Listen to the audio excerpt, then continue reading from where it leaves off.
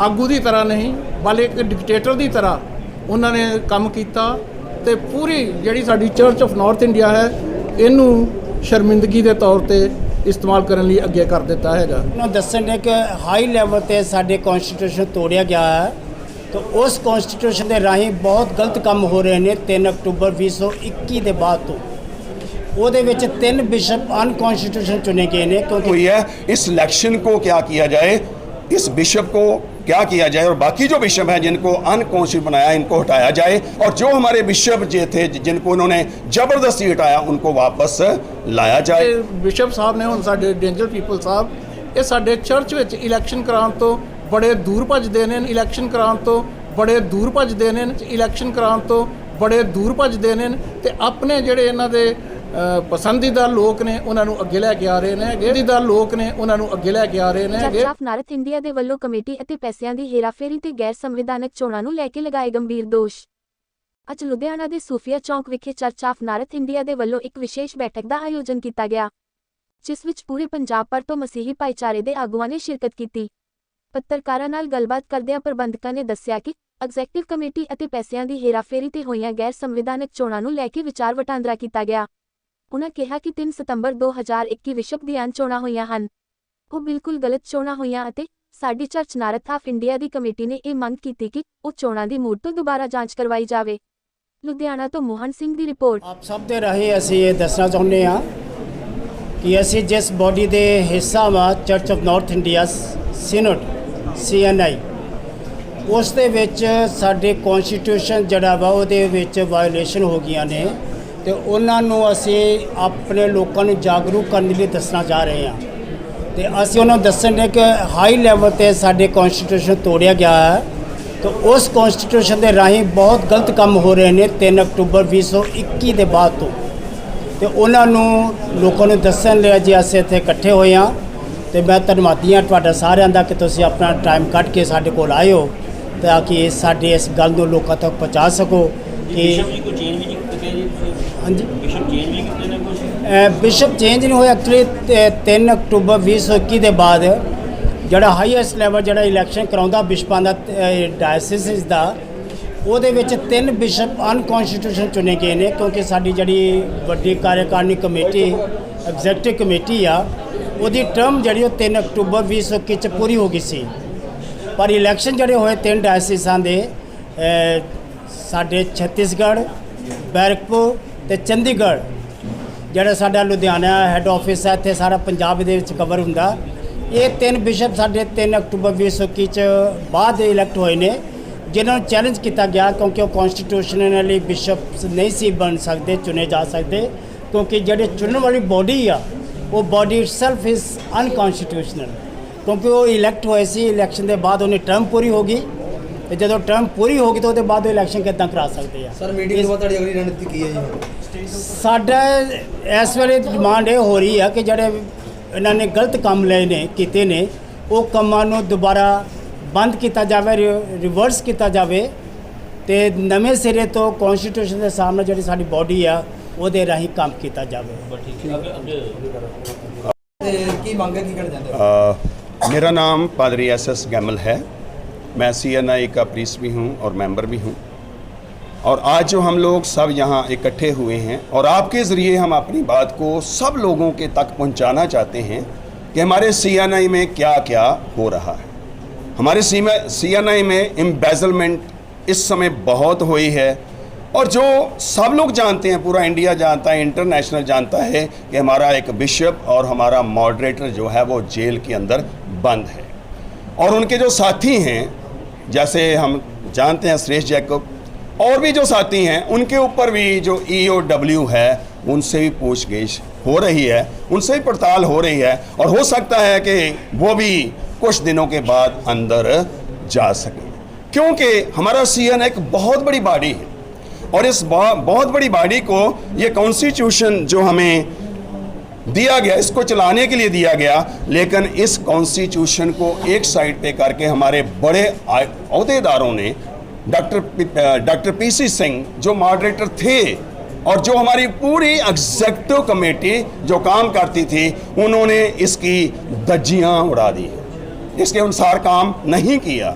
और उन्होंने ऐसे काम किए हैं जो नहीं होने चाहिए थी और जिसके द्वारा हमारे पूरे इंटरनेशनल हमारे चर्च की बेइज्जती भी हुई है। अब बिशप कौन रहेंगे, ये अब आपके जो चुने गए हैं वो कौन कौन चुने गए हैं?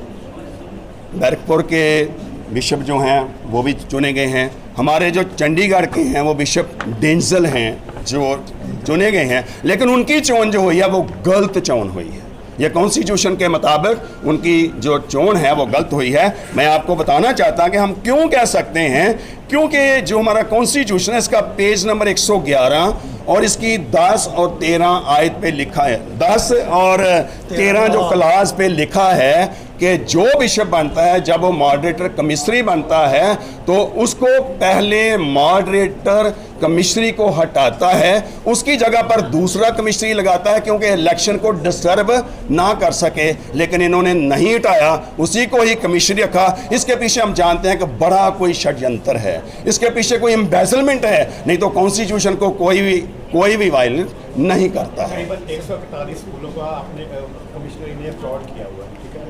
तो क्या कम्युनिटी का ही पैसा कम्युनिटी के लोग खा रहे हैं? कम्युनिटी का पैसा कम्युनिटी के लोग खा रहे हैं? नो कम्युनिटी के लोग नहीं, वो उनके पर्सनल अकाउंट हैं।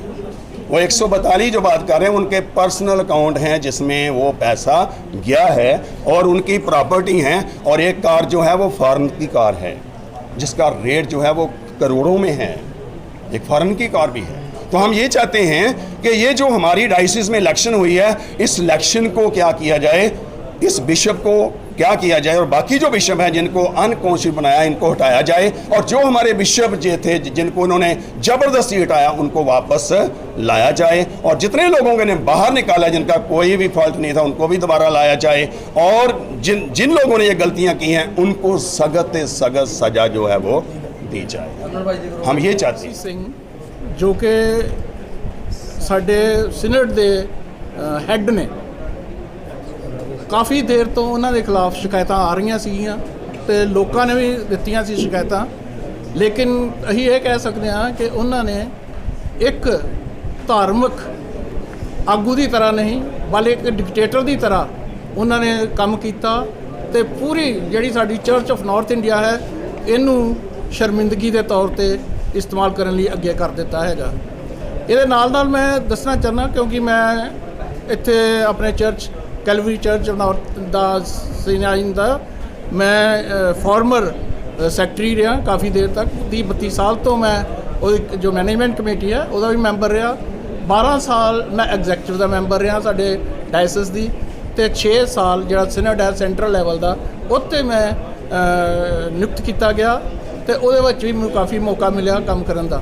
ਲੇਕਿਨ ਅਸੀਂ ਇਹ ਦੇਖ ਰਹੇ ਹਾਂ ਕਿ ਜਿਹੜੀ ਇਹ ਬਿਸ਼ਪ ਸਾਹਿਬ ਨੇ ਹੁਣ ਸਾਡੇ ਡੇਂਜਰ ਪੀਪਲ ਸਾਹਿਬ ਇਹ ਸਾਡੇ ਚਰਚ ਵਿੱਚ ਇਲੈਕਸ਼ਨ ਕਰਾਉਣ ਤੋਂ ਬੜੇ ਦੂਰ ਭੱਜਦੇ ਨੇ ਤੇ ਆਪਣੇ ਜਿਹੜੇ ਇਹਨਾਂ ਦੇ ਪਸੰਦੀਦਾ ਲੋਕ ਨੇ ਉਹਨਾਂ ਨੂੰ ਅੱਗੇ ਲੈ ਕੇ ਆ ਰਹੇ ਨੇ ਹੈਗੇ। ਤੇ 2017 'ਚ ਸਾਡੀ ਲਾਸਟ ਇਲੈਕਸ਼ਨ ਹੋਈ ਸੀ ਜਦ ਕਿ ਹਰ ਸਾਲ 1/3 ਜਿਹੜੇ ਲੋਕ ਨੇ ਉਹ ਰਿਟਾਇਰ ਹੁੰਦੇ ਨੇ ਤੇ ਉਹਨਾਂ ਦੀ ਇਲੈਕਸ਼ਨ ਹੁੰਦੀ ਹੈਗੀ ਆ। 2018 ਵਿੱਚ ਇਹਨਾਂ ਨੇ ਲੜਾਈ ਝਗੜਾ ਕਰ ਲਿਆ ਤੇ 2019 ਦੇ ਵਿੱਚ ਬਹੁਤ ਹੀ ਬੁਰੀ ਤਰੀਕੇ ਨਾਲ ਇਹਨਾਂ ਨੇ ਸਾਡੇ ਨਾਲ ਝਗੜਾ ਕੀਤਾ, ਲੜਾਈ ਕੀਤੀ ਤੇ ਜਿਹੜੀ 2019 ਤੋਂ ਬਾਅਦ ਇਹ ਕੋਈ ਵੀ ਸਾਡੀ ਇਲੈਕਸ਼ਨ ਨਹੀਂ ਹੋਈ। ਇਹਦੇ ਵਿੱਚ ਅਸੀਂ ਕੋਸ਼ਿਸ਼ ਕਰ ਰਹੇ ਸੀਗੇ ਵੀ ਅਸੀਂ 80G ਦੇ ਅੰਡਰ ਅਸੀਂ ਸਰਟੀਫਿਕੇਟ ਲੈ ਲਈਏ। ਜਾਂਚ ਦੀ ਮੰਗ ਕਰਦੇ ਹੋ ਤੁਸੀਂ? ਬਿਲਕੁਲ ਕਰਾਂਗੇ ਅਸੀਂ ਜਾਂਚ ਦੀ ਮੰਗ, ਕਿਉਂਕਿ ਸੇਂਟ ਥੋਮਸ ਸਕੂਲ ਸਾਡੇ ਨਜ਼ਦੀਕ ਹੈਗਾ ਵਾ।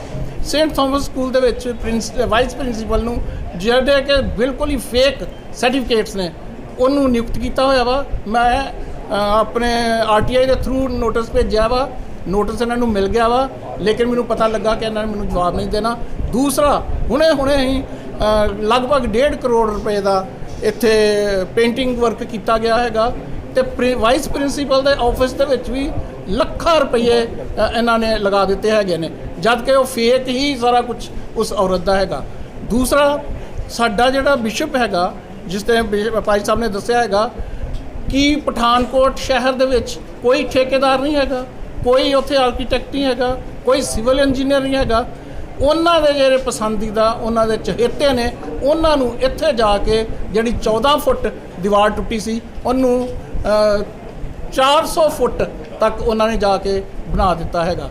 ਤੇ ਇਸ ਤਰੀਕੇ ਨਾਲ ਬਹੁਤ ਸਾਰੀਆਂ ਹੋਰ ਗੜਬੜਾਂ। ਪ੍ਰੈਸ ਨੋਟ ਹੈ 1 ਕਰੋੜ 66 ਲੱਖ 2 ਕਿਲੋ ਸੋਨਾ ਵਗੈਰਾ ਵੀ ਮਿਲੇ। ਇਹ ਜਿਹੜੇ ਸਾਡੇ ਮੋਡਰੇਟਰ ਸੀ ਸੈਂਟਰ ਬੋਡੀ ਕੀ ਕਹਿਣਾ ਚਾਹ ਰਹੇ ਹੋ ਤੁਸੀਂ? ਉਹਨਾਂ ਬਾਰੇ ਕਹਿ ਰਹੇ ਕਿ ਉਹਨਾਂ ਤੇ ਬਹੁਤ ਅੱਛਾ ਹੋ ਗਿਆ, ਕਿਉਂਕਿ ਬਹੁਤ ਸਾਰੇ ਲੋਕ ਉਹਨੂੰ ਚਾਹੁੰਦੇ ਵੀ ਸੀਗੇ, ਬੇਸ਼ੱਕ ਸਾਡੇ ਲੀਡਰ ਸੀਗੇ, ਲੇਕਿਨ ਕੋਈ ਵੀ ਨਹੀਂ ਚਾਹੁੰਦਾ ਕਿ ਗੁਨਾਹ ਦੇ ਅਸੀਂ ਹਿੱਸੇਦਾਰ ਹੋਈਏ। ਉਹਨਾਂ ਨੇ ਸਾਡੀ ਜਿਹੜੀ ਕੌਮ ਨੂੰ ਇੰਨਾ ਵੱਡਾ ਦੁੱਖ ਤੇ ਤਕਲੀਫ ਦਿੱਤੀ ਹੈਗੀ ਆ। ਅਸੀਂ ਤੇ ਕਹਿੰਦੇ ਉਹ ਐਸੇ ਬੰਦਿਆਂ ਨੂੰ ਬਿਲਕੁਲ ਹੀ ਅੰਦਰ ਰਹਿਣਾ ਚਾਹੀਦਾ, ਤੇ ਜਿਹੜੇ ਉਹਦੇ ਚੁਣੇ ਹੋਏ ਨੇ ਚਹੇਤੇ ਤੇ ਜਿਹੜੇ ਉਹਦੇ ਲਾਗੇ ਛਾਗੇ ਦੇ ਹੋਰ ਬੰਦੇ ਨੇ, ਅਸੀਂ ਚਾਹੁੰਦੇ ਹਾਂ ਵੀ ਉਹ ਵੀ ਅੰਦਰ ਹੀ ਜਾਣ।